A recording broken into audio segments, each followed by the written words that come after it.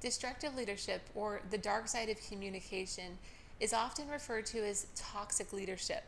And of course, lots of other ways to say, my work totally sucks. Part of studying destructive leadership involves acknowledging the dark side of human nature. Just as leadership can be a positive force in an organization or a group, it can also be a destructive force. We need to look beyond the culpability of destructive leaders to see how situations and followers can also contribute to a destructive leadership. Let's start by thinking of a CEO who sank a company. Anyone come to mind? First one for me was Papa John's former CEO, John Shatner. His comments about race were not just unethical and inappropriate. They tanked his company's stock, the company's reputation. They took him off the board, but are you buying Papa John's? Or what if I said Uber? Travis Kalanick was at first disruptive in such an exciting way. He revolutionized the taxi industry. Maybe he got you home after a night out before we had lots of other competitors. But the aggressive approach led to a massive failure when they attempted to expand in China, and the company's culture of sexual harassment later led to his resignation. But how? How did those leaders get there? How did they go so wrong? Why did people follow them and not speak up? What do you do if you end up in an organization that feels bad, or with a boss who, well, let's say, just is throwing plates at your head? You're going to want to be able to recognize and define destructive leadership, not just for the class, but as you go into the workplace or even now in your internship. You need to understand its characteristics. One way you'll learn to do that is with the concept of the toxic triangle and its components: characteristics of destructive leaders, psychological factors of followers, and the types of followers susceptible to destructive leaders, and environmental factors involved. We'll end on a little bit of a high note, and that is fighting back and combating this in the workplace, and that's both individually and structurally. This isn't just about a big name splashy CEO controversy or some major politician. You could be working at your local Papa John's franchise and be just as likely to be subject to a destructive environment. Let's start with looking at how the textbook defines destructive leadership. Quote, destructive leadership is the process whereby an individual exercises excessive control and coercion to force a group of individuals to accomplish the leader's own goals without regards to the impact on others or the organization, end quote.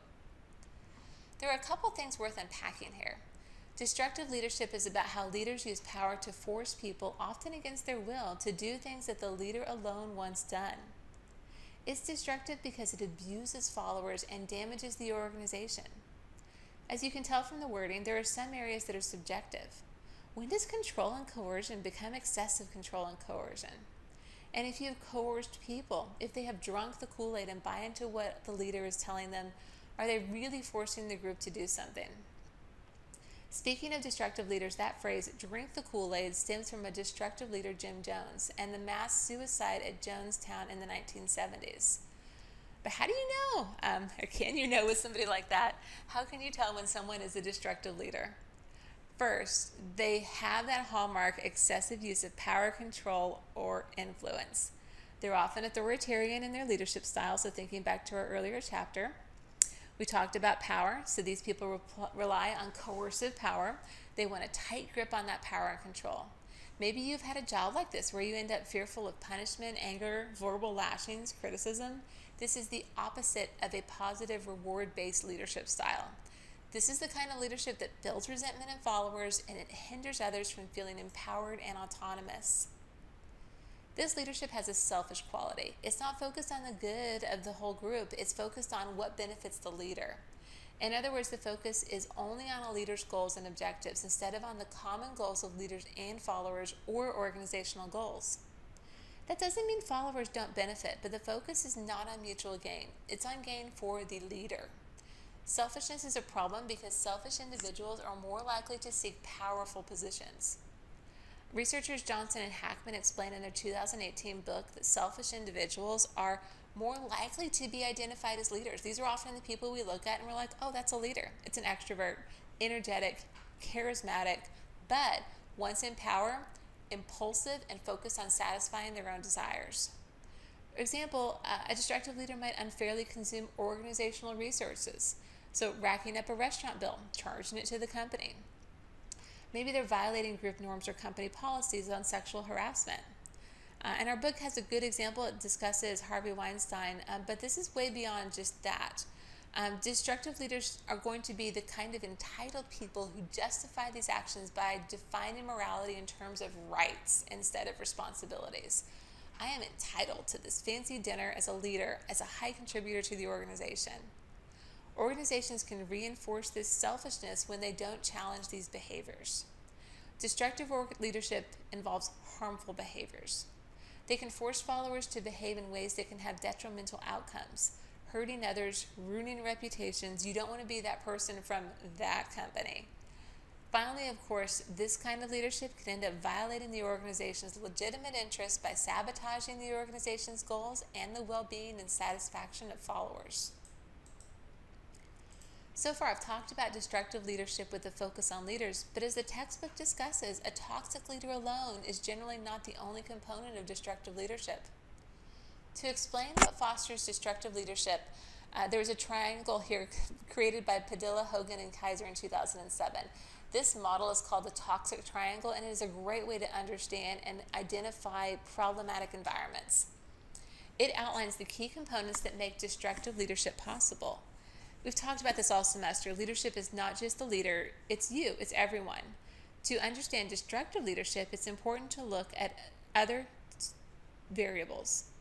Susceptible followers, conducive environments. This creates the toxic triangle. It is what is the perfect storm of destructive leadership. We want to avoid destructive leadership because it has a negative impact on followers' attitudes towards their jobs and the organization. Destructive leadership increases occupational stress in followers, and that decreases productivity and satisfaction. And really, I guess to take a personal note here, it's making people's lives suck. And that's just, for me, ethically not doing the kind of good that I would want to do just as a human being who cares about other human beings. So we're going to talk about what makes a destructive leader in a little more detail, and then move to susceptible followers and those conducive environments. Let's start by considering the traits of destructive leaders. First up, charisma. Remember chapter 2, we talked about the 6 key traits of leaders. This is one of them. This is the one that is so hard to learn. We know that charisma is a special quality. It's a charm that enhances the leader's ability to gain devotion. When used destructively, leaders win over others to exploit them. That's the classic example, and there's a lot written on this if you want to go look it up, but of Jim Jones and his leadership communication style. Classic example of a pseudo-transformational leader. He communicated to his followers that they were exceptional. Also, they were put to work doing construction. They were threatened if they wanted to leave. The creators of the toxic triangle explained that charisma in this it's not all leaders who are charismatic are destructive, but most destructive leaders are charismatic.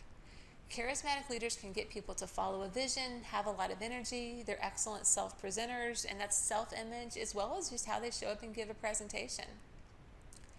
They also have an intense need for power. With this need for power, leaders exhibit control and coercion in various ways. Ethics is the distinguishing quality for constructive and destructive charismatic leaders. Ethical charismatic leaders use their position of power to service others.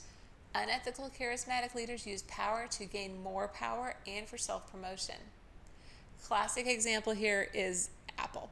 So John Scully, remember him? Yeah, probably not. But for those of you who are more into the Apple tech stuff, you know him as the guy who fired Steve Jobs from Apple in the 1980s. He was attempting to remove rivals and consolidate power.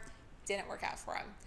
It did generally work out for Steve Jobs. He became CEO in '97 when Apple acquired the company he founded, but Jobs himself was criticized for being destructive, with essentially ruling with an iron fist, to use that cliche. Coupled with this power is a need for narcissism.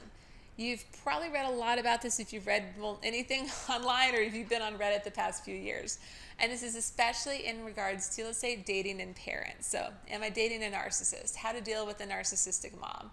So let's look at this one a little more closely so we can get away with some of the popular usage to the academic definitions. Narcissists think highly of themselves and they like leadership roles. It gets them more attention. Narcissists have good social skills, make positive first impressions, come across as bold and competent. You've probably seen that as part of the normal way narcissists are spoken about. I want to use here the example of Larry Ellison, Oracle CEO. Mike Wilson wrote a book about him. Mike used to also work at Oracle. The title of his book is, quote, "The difference between God and Larry is that God does not believe he is Larry," unquote. Wilson said that Ellison would make up stories to make himself look good. For example, lying about education or things that he'd done, or saying, well, he's done just about everything. He'd do things like show up an hour or even 90 minutes late for a meeting. He did that so often, he earned himself the nickname the late Larry Ellison. According to psychoanalyst Michael McCoby, he wrote a book called Narcissistic Leaders, The Incredible Pros, The Inevitable Cons. He wrote, quote, "What makes Ellison so successful, even though he's a narcissist visionary and really not very good at working with people, is that he understands himself and he understands who he needs to work with," end quote. So it's not that narcissists can't get a job done. It's that while they can look good on the surface, they can often exhibit poor leadership behaviors, like ignoring others' viewpoints, seeking special privileges, like showing up late, demanding obedience and admiration, dismissing, ignoring negative feedback, lacking empathy, and really putting an organization at risk because they can have unrealistic visions and expectations. For example, showing up to let's say a sales conference and promising things that are impossible. Personally, I think Larry Ellison probably has embraced that criticism and made it part of his charming personality. And perhaps also there's a lot you can do when you are wickedly wealthy. So to recap, destructive leaders are often charismatic, have an intense need for power, and are narcissists. Frequently, destructive leaders also have a negative or traumatic childhood experience or negative life stories. And it's not that this trauma is necessarily going to lead to this. It's just that some people will either use it as an explanation for why they are, or it could potentially also be influencing the way that these people then are able to express and feel empathy, or the way these people might think about entitlement. Researchers have found that destructive leaders frequently talk about negative life stories and troubled pasts. They often stem back to childhood experiences. They use them to shape their views of the world. They might disassociate from painful experiences and ignore feelings, which leads them to ignore followers' feelings and viewpoints or exploit others. These negative experiences can be linked to an individual's ideology of hate. So that's when a leader's rhetoric, vision, worldview contain images of hate. So maybe they're talking about killing their enemies.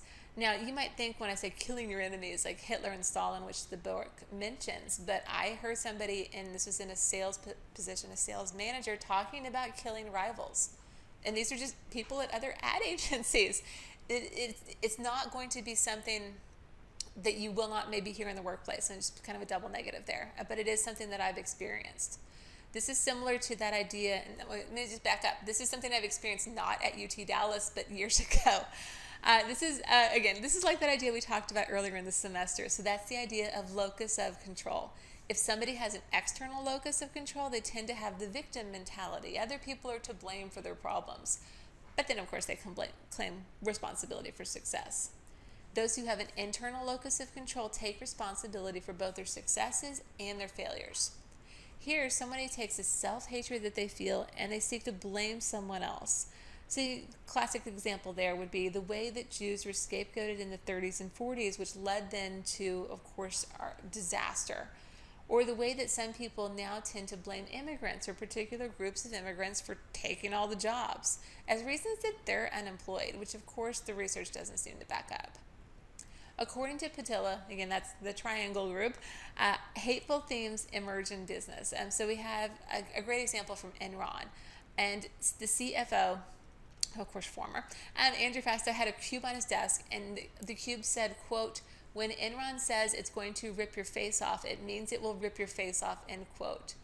I don't think it's even putting it strongly enough that we need to be cautious of anybody who is exhibiting these characteristics, particularly if you're in a position where you're giving feedback on hiring higher-ups, or later if it's you. Now let's turn to the second component of the toxic triangle, and this is going to be susceptible followers.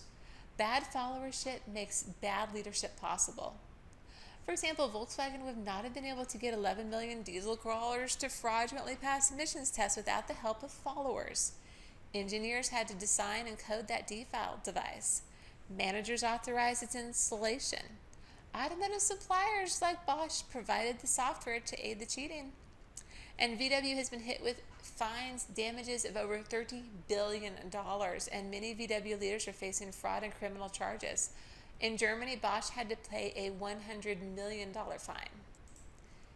These susceptible followers come in two categories: conformers and colluders. Conformers conform because they lack a clearly defined self-concept. They fear what will happen if they don't follow. They might be characterized by unmet basic needs, negative self-evaluations, immaturity. And I don't mean by age there, I mean that can be any age. They engage in bad behavior because they are conforming to leaders and are prone to obedience, which they often will describe positively as loyalty, but they categorize that like, oh, I wouldn't misbehave on my own. So we'll talk about this more in a minute. Colluders are followers who comply in the hopes of getting something out of it for themselves. Ambitious, selfish, they're actively supporting and contributing to a leader's actions. The conformers can be further broken down into three types. Let's do these first two: lost souls and authoritarians. Lost souls are the needy individuals. They're vulnerable to destructive leaders because they have unmet needs. They want recognition, they want love. Maybe they have something going on in their lives like divorce or failing school or a bad breakup. They lack a sense of identity or self-concept. They often have low self-esteem, and they comply because they admire and identify with the leader.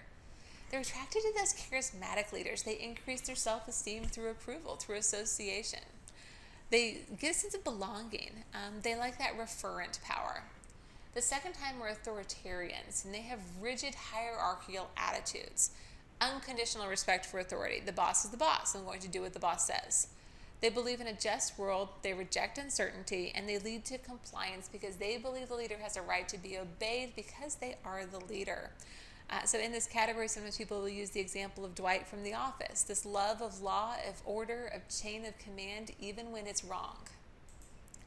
The third type of conformers are bystanders, and this is the most common type of bad follower.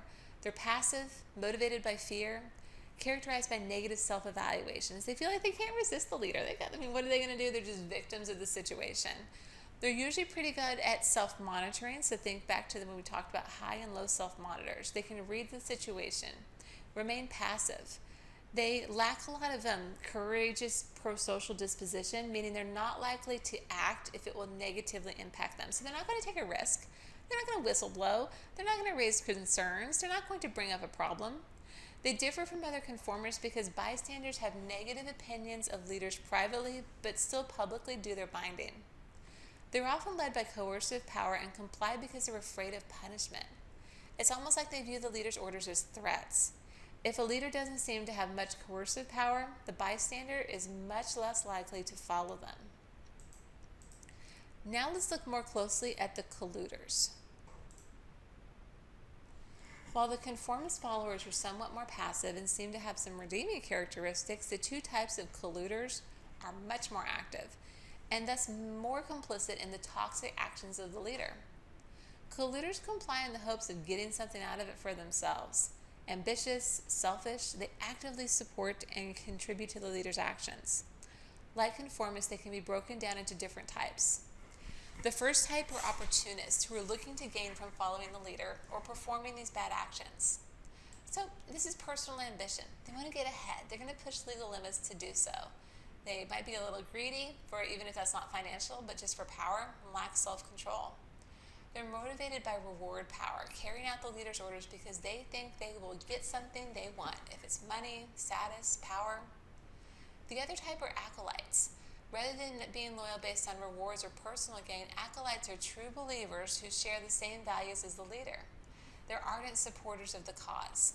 And I've actually seen this where people are ardent supporters of the cause even when they don't know what the cause is, but they believe that some cause must exist. That's the power of a charismatic leader, to convince somebody there's a meaning where there isn't. These leaders, these acolytes, have a firm sense of self. They're highly internally motivated to engage in toxic behavior if they think it's going to help the leader. They're motivated by expert power of the leader. They believe, well, the leader must know. And I've actually heard people say this, well, that leader must know. That leader's been here for a long time. That leader must be knowledgeable. And so they end up engaging in unethical or behaviors that are perhaps contrary to what they actually believe. And finally, we've come to the last, and of course this is several slides, but the toxic triangle's last part, conducive environments. Essentially, for a destructive leader to rise to power, the perfect storm of ingredients needs to be available. One of those is the followers, but some of the other elements include instability. So in times of crisis and confusion, there'll be a need for restoration of stability as quickly as possible. That means it's easier for a destructive leader, but also a good leader, to assert power. But for destructive leaders, it's easier to assert more power when the rules and systemic structures are not clearly established. Think of an organization where nobody knows whose boss is who or what their job descriptions are. In these unstable situations, perhaps after a company's been acquired, it's also easier to make unilateral decisions. Acting unilaterally, the leader can make radical changes. These decisions, they can cause confusion. People naturally want to be protected from threats that can occur on many levels, including physically, socially, financially. Threats don't even need to be real. They only need to be perceived to be real. So when followers are fearful of being injured or hurt in some way, so maybe they're a little scared they could get fired. Maybe the boss is, I almost said you, maybe the boss is the kind of person who implies that layoffs could be coming. And it makes sense here. It's human to want to be taken care of by a strong leader. So we're more willing to give up our agency or our ability to act independently. With cultural values, broadly speaking, certain general values in a society can increase the likelihood of destructive leadership. So this would come into play with uncertainty avoidance, collectivist societies, and high-power distant culture. Our book does such a good job talking about that in detail. I'm not going to repeat it here. And finally, the absence of checks, balances, and the concept of institutionalization. So with the principle of checks and balances, this refers to the way power and influence are shared in an organizational system. There's an opportunity for power abuse in the absence of checks and balances. And finally, institutionalization. This is a process concerned with making rules and regulations in an organization. Like checks and balances, institutionalization is a way for individuals and groups to explain how influence and power is shared within the organization. Strong institutionalization lessens the potential for destructive leadership. So now that I hope I've given you some tools to identify it, let's talk about how you can combat it. Well, much like the toxic triangle, there are three perspectives on how to address the issue: the leader, the follower, and the context. Taken collectively, these perspectives provide a strong basis for developing strategies to combat destructive leadership. Pause right here just to make a comment before I continue on. Notice with the triangle, and I think this is a theory that I'm working on, but the idea that has already been explored some in research is that if you remove one aspect of this, the rest can crumble, both for the problem and for the fix. So let's look at these three areas. First off, with leaders, getting rid of destructive leaders is hard. They possess charisma, power, narcissistic leanings, psychological needs. In Harry Potter, you might think of Voldemort. It took 7 rather big books to do so. So perhaps the best solution is not to let a toxic leader arise in the first place, if it's possible. Many organizations require that potential employees take psychological tests identifying strengths and weaknesses. That's one way to do it. Research is wishy-washy on that, in my opinion. But I also think that if you can find ways to engage in the promotion process, for example, using panel choices, not just going on a point system, then you can think more holistically about whether or not people are a good match for a job, but importantly, the organization's culture. Once a destructive leader is in place, in situations where there are communication or legal channels for individuals to express their concerns, it's incumbent on people to speak out. Confront the leader, demand change, be a whistleblower, disrupt destructive leadership by speaking out. Now, this doesn't require a little courage. This requires like a million trucks full of courage for some people and a lot of fortitude. There's risk here. And some of you are going to be more risk averse than others will be more ready for it. That really goes back to your own traits here. Staff development can help address the problem of destructive leadership. You can train and build individuals to be better leaders. For example, having a leadership or a communication program in an organization is a great way to do that. Addressing psychological factors that makes followers susceptible to bad leaders can also be helpful. Followers need to be convinced of their strength and capabilities. They need to accept uncertainty as natural, necessary. They need to value their sense of self. They need to have the courage to speak naturally and, accept that things are going to necessarily happen. To satisfy our needs, to feel special and chosen, we do not need to become compliant with a destructive leader. Now, it's completely legitimate and healthy for followers to want to be part of and accepted as a member in a group in an organization. But I hope for you it is not at the cost of losing your sense of self of who you are. Losing this sense of self, this can cause trauma. It can influence your career later. Followers need to muster your strength. You need to muster your strength. All followers need to muster their strength available to them to act out against group norms when leaders are acting and leading destructively. In situations where there's destructive leadership, followers need to reach within themselves and find the strength to speak to power. Right after I graduated from college, this is, again, not at UT Dallas, but a really long time ago, I worked for a leader, really charismatic, charming, terrible destructive leader. I ended up quitting the job, but as an example of the really long-term impacts of staying in an organization, because I was determined to hit 5 years there. I guess now you can probably go look on my CV and figure this out. But I was determined to stay 5 years with this organization. So I did, despite the fact it was insane. I quit the job. On the way to my first day at my new job, I literally had a panic attack driving there in my car because I looked back now, as 20 years later, and realized I was traumatized by that. Now, I learned a lot from that bad boss. He was a master communicator, but I also learned how I don't want to be within an organization. No degree for me of acting out would have changed him. He was in charge of the culture. He set the institutional practices. And he was such a very good narcissist that people didn't believe me when I did try and speak up.